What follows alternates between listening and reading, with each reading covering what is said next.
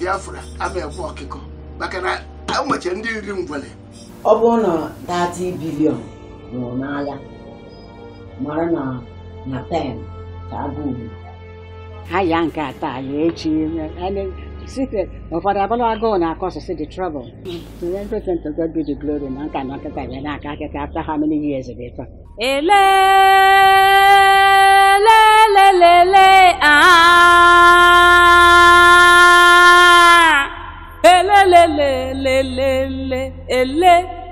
egbehegide n'elu ọkụkọ ekpokogudu ụmụnya ka ochegwe maka na ọ marụ na nta ndụ ụmụnya ka egbe chọtarụ mụnye irugide ala yọgide maka na ọ marụ n'oge ejekode mite kpụrụ egbarakata tigide akwụshighị akwụshi egwu ejide ọdụnụ maka na egbarakata agbụghị egwu ikorodo alụ n'onwe onye na-abịa kwagide egbarakata anyị nụrụ ụba anyị bịara ugburu egbe mmadụ gụ na-adachichi ka isi ụkwa mana ụgọdọ amaghị na ọchụgide ngwere na-enye n'onwe onye ji ekwu isi n'ụhọ elelelele tọntị n'alụ ka ịbịa n'ụmụakụkọ anyị. So n'agha the Civil War as it were, and I'm on the Biafran side, being an Igbo man, of course. Overall, if a man I like, I call Ogenino. God is very painful. I will say to time at the Biafran. Yeah, you Attamah.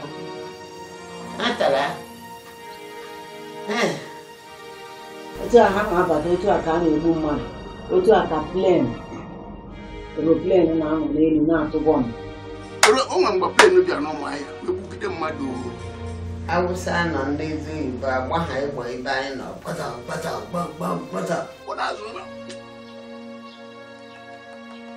o nwere akụkọ uche anaghị echefu o nwere ụzọ ụkwụ ga aja niile bilite kọba akụkọ ihe mere mgbe gara aga o nwere ihe aka ga-emetụ ọjụba ajụjụ maka na anya ahụgo aka emetụgo mana ajụjụ kejuru n'ala lobi ya o nwere ụda ntị nụ akpata oyi ezuo ya ahụ niile akụkọ ihe mere na-aba anyị bụ aki ekweghị ọtịta dai uche amarago ihu desuru. So then what I sound about ooh onye ọbụla chọba ebe oge ezo hey ife afịaba ya na ife ndị mmadụ na-eme na main road ọsọ fa na-agba kafa je take cover na amara ma ndị nke dị side ebe a na-achọ ịtụ ndị mmadụ ụfọdụ abụrụ ịtụ ọya go so hardship everywhere. Oge afọ ife a na-akpọ ndị anyị nwa ebe a bụ ndị Eastern Command because asịsị originally oge nsogbu bịara na Nigeria after the coup mana from coup ife niile azụwere bido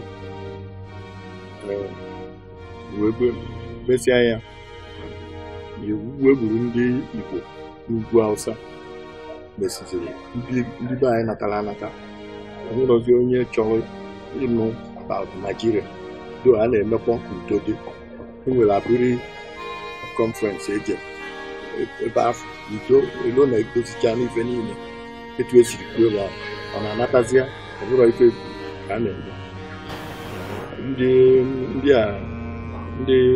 Nigeria failed na Ojukwu sort of outwitted them and they wouldn't agree to ife niile ife ekwuziri nwụrọdị nke emeziri implement ife ọzọ anyị nọziri a na-ekuzi Nigeria ndị Nigeria invade Biafra. At first, followed passing all police action, which will end within 24 hours. Even Marabonum, then Aguni, Umualaria. Uncle in your Tatino. Uncle in your Mamma Germany. Again and time. Uncle in your one Maria.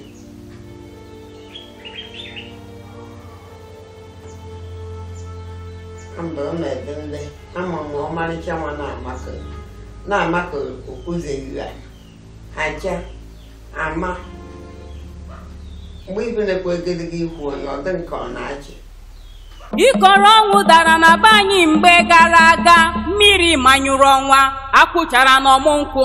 Asịkwana m ekwula maka na ọ na-abụ mụ na ndị okenye kpawa, anya ha niile na-akọwa akụkọ ụfụ. Mkpamkpa dị egwu kpara na be anyị mkpamkpa dị egwu kpara na be anyị maka na-erugharị taa. Onye mere anyị niile ekweghịkwa ala mma na egbe ogbunigwe na agụụ bịara anyị ọbịa gbasasịa ili na be anyị niile. Anyị bịakwutere anyị na-akwadoghị akwado gaa n'ezinụlọ niile were ihe. Anyị bịara dịka ide mmiri kpochapụ ọtụtụ ndụ. Ụmụaka ọghọrọ n'ike tupu ha chaa. Echefughị m nwa mgbe ofesi gbara onwe ya ọkụ n'iwe. Ọtụtụ lara n'agha, ọtụtụ bụ ihe jikọrọ ha, ọtụtụ bụ ejirimara ha, ọtụtụ bụ ọṅụ, udo na ezumike. Akụ na ụba anyị niile gwụrụ agwụ. Nke ka nke bụ na ya bụ agha ka na-erugharị. Ncheta ihe mere anyị echefughị nke ya bụ maka ncheta ndị niile anyị furu n'agha. Mmadụ gwụrụ ajesikwa atagide afụfụ nke anyị jere ije for 3 days tupu anyị nata Enugu a 3 good days anyị fụrụ ya pụa ozu ịgakọta ife ozu mmadụ na-atọkwa gbachi ụka na-egbu mmadụ amala anyị fụrụ arụ ọtụrụ mma ka mmakọtakwa okwu agha. E nwere ndị si be ha gbapụta plen nwekwara bọmbụ tugbuo ha n'ụzọ. Ị ga na-afụ ozu ndị mmadụ. Mụ na onwe m gagidere ije nwezi m ike ịga ije buru m jee na trọk anyị ji buru ngwongwo.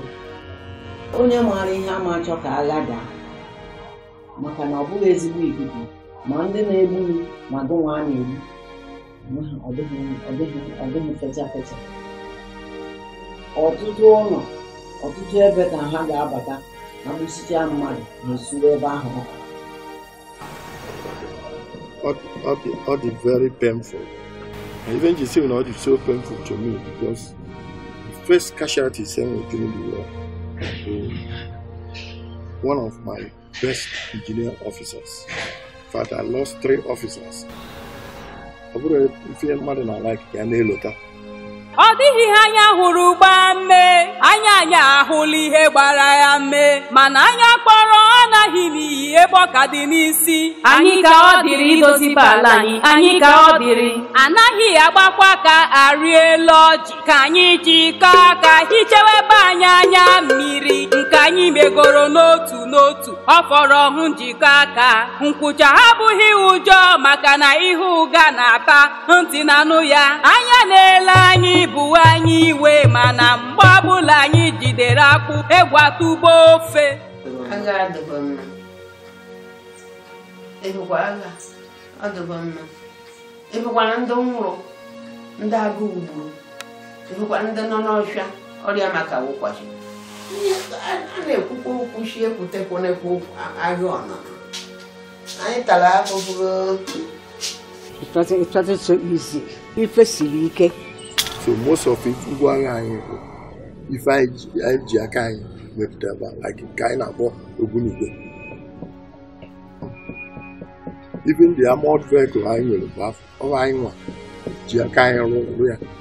In fact, the Akokayano now at the board, a Jido Fuego, about Onion Kada, Onion Cross, they blew the same gun. It was as bad as that. Okwu maka na sị na ya agaghị eji n'ọkụ gbara ọzara hapụ ije gara ya na nna ya na-adịghị aga. N'agbanyeghị na akụ na ụba anyị niile soro agha laa, anyị ka na-aracha ofe ejiri okporoko sie. Ọchụnwa ọkụkọ nwekwa ada,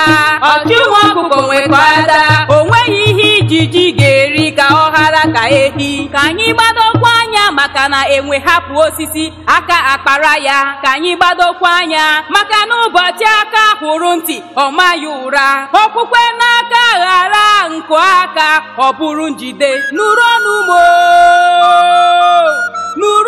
mo maka na ekwughị ekwu mere ọnụ a na-ekwu na ọdụ enwe pere mpe dinta ewere ma na-egbuburikwa ya ihe egbe na-eri adịghị udele ma mana ọfọ ka nsị ya dị ire. Ọtụtụ nwụrụ maka obi mmapụ. O nwere onye ga-abịa agbatagasịa na atụrụ bọmbụ ma nne gị ma nna gị na ụmụnne gị ezinụlọ ahụ agwụ. Ọtụtụ ezinụlọ mechiri mgbe a na-anụ agha. So nri ya dụrọ ebe ka ị ga-eje gota onwe mgbe afọ ndị be anyị na-eje ebe a na-akpọ afịa atak a na-azụ afịa atak bụ nri na-aga into enemy territory wee je gota ife nri anọ ife most people na-eme ha got to go deep into enemy territory gafee even enemy soldiers. Dịka nnu was very scarce a na-eje ndị atak na-ebute. Unfortunately, in my own case, I'm one of those that sent to detention. I was detained for nearly 5 years. As I also got to 10 million pounds Nigerian money then in a bank. Now we ran an email operate for 1 day. I never go in zero. This is all Awolowo's policy to make sure that Igbo man does not ever rear his ugly head again. So, if I understand onye ọbụla so we go within about 20 pounds. It was very devastating for every Igbo man at the end of the war. But thank God. Oh, Chechukwu gave Tata, a lot of Igbos.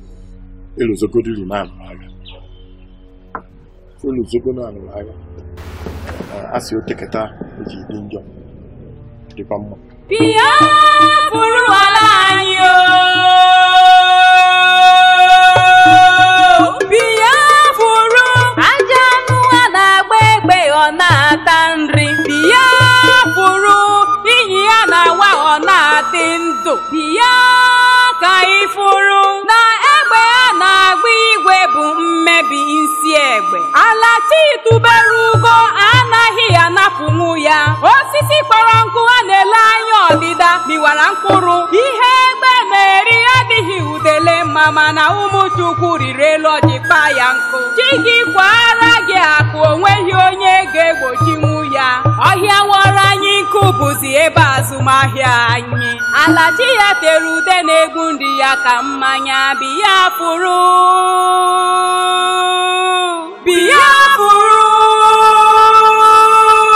n'agbanyeghị nchọrọgọta nchọ niile ala anyị bụ achara na-egbu ọ na-eto.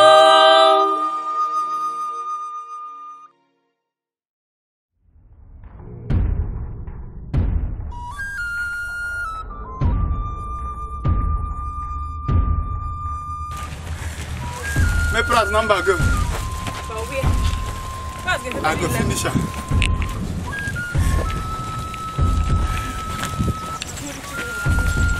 I can tell her she's been because of to climb this mountain. Now you off phone. Now you off phone. Come on.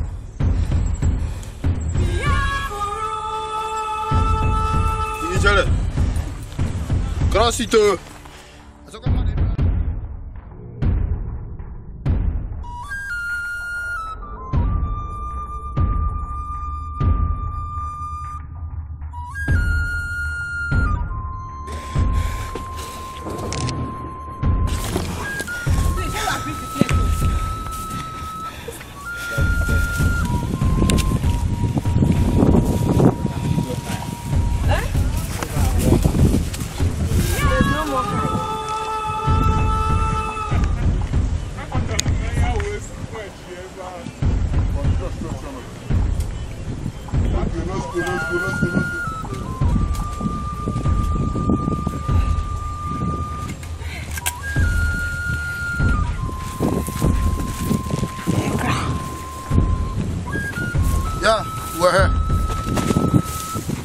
You guys should stop there. Stop there. We are going down from here. Going down from where? Right. Amara, this way. Where?